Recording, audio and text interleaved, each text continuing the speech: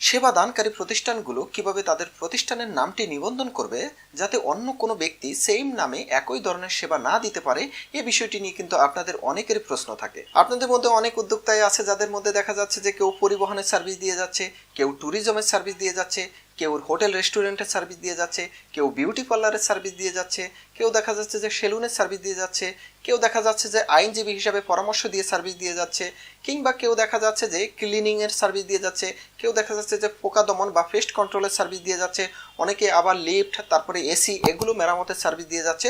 তো এরকম বিভিন্নভাবে কিন্তু সমাজের অনেক উদ্যোক্তারাই সার্ভিস দিয়ে যাচ্ছে এবং তারা একটি ব্র্যান্ডের আওতায় অর্থাৎ একটি নাম ব্যবহার করে এই সেবাগুলো দিয়ে যাচ্ছে।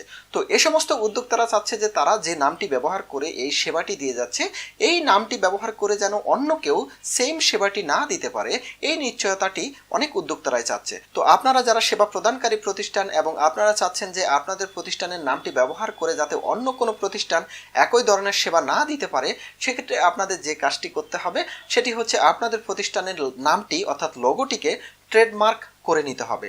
ট্রেডমার্কই একমাত্র সমাধান যার মাধ্যমে আপনি আপনার প্রতিষ্ঠানের নামটিকে একটি আইনি সুরক্ষার মধ্যে নিয়ে আসতে পারবেন। তো আপনাদের মধ্যে আবার অনেক উদ্যোক্তাই আছে যারা দেখা যাচ্ছে যে ট্রেডমার্ক এবং ট্রেড লাইসেন্স এই দুটো শব্দকে মিলিয়ে ফেলে। তারা মনে করে দুটো একই লাইসেন্স, প্রকৃতপক্ষে এই দুটো পৃথক লাইসেন্স। ট্রেড লাইসেন্স হচ্ছে আপনার স্থানীয় কর্পোরেশন দিবে, যেখানে আপনি এই আপনার প্রতিষ্ঠানটি অপারেট করে যাচ্ছেন সেখানকার স্থানীয় কর্পোরেশন এই প্রতিষ্ঠানটি যদি আপনার ইউনিয়নের মধ্যে হয়ে থাকে, ইউনিয়ন পরিষদ থেকে আপনাকে ট্রেড লাইসেন্স দিবে। আপনার প্রতিষ্ঠানটি যদি পৌরসভার মধ্যে হয়ে থাকে পৌর ভবন থেকে দিবে। আপনার প্রতিষ্ঠানটি সিটি কর্পোরেশনের মধ্যে হলে সিটি কর্পোরেশন থেকে ট্রেড লাইসেন্স দিবে। আর ট্রেডমার্ক দিবে কারা? ট্রেডমার্ক দিবে ট্রেডমার্কের জন্য পৃথক একটি অধিদপ্তর আছে, আলাদা অফিস আছে, যেটি শিল্প মন্ত্রণালয়ের অধীনে বর্তমানে পরিচালিত হয়ে থাকে। তো সেই অফিস থেকে আপনাকে আপনার প্রতিষ্ঠানের আপনি যে নামে আপনি সার্ভিসটি দিয়ে যাচ্ছেন সে প্রতিষ্ঠানের লোগোটি দিয়ে আপনাকে ট্রেডমার্কের জন্য আবেদন করতে হবে। তো এখন প্রশ্ন হচ্ছে ট্রেডমার্ক করার জন্য আপনাকে কোন কোন কাগজপত্রগুলো দিতে হবে।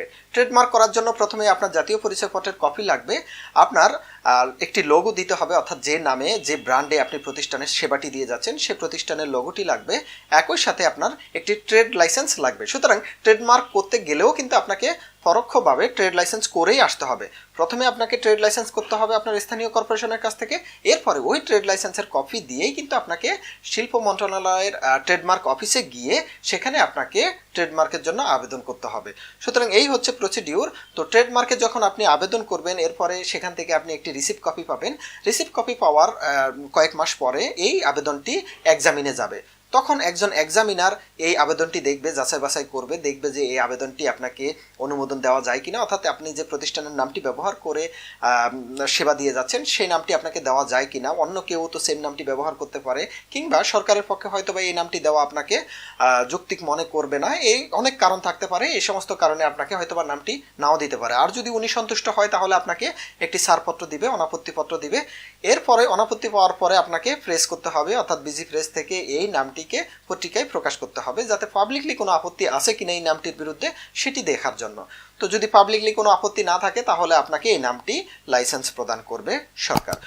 তো আপনি যখন ট্রেডমার্কের একটি লাইসেন্স পেয়ে যাবেন তখন কিন্তু এই নামের মালিক আপনি। অন্য কোনো প্রতিষ্ঠান, অন্য কোনো ব্যক্তি বা সেবাদানকারী প্রতিষ্ঠান যদি সেম নাম ব্যবহার করে একই ধরনের সেবা দিয়ে থাকে সেক্ষেত্রে আপনি কিন্তু তার বিরুদ্ধে মামলা করে দিতে পারবেন। আপনি তার বিরুদ্ধে ক্ষতিপূরণের জন্য মামলা করতে পারবেন, আপনি তার ব্যবসা প্রতিষ্ঠান বন্ধ করে দেওয়ার জন্য নিষেধাজ্ঞা চাইতে পারবেন।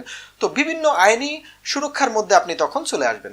সুতরাং এই ট্রেডমার্কই হচ্ছে একমাত্র সমাধান, যেখানে আপনি যে সমস্ত সার্ভিসগুলো দিয়ে যাচ্ছেন, যে সমস্ত সেবাগুলো দিয়ে যাচ্ছেন সেই সেবার প্রতিষ্ঠানের নামটি নিবন্ধন করার জন্য ট্রেডমার্কই হচ্ছে একমাত্র সমাধান।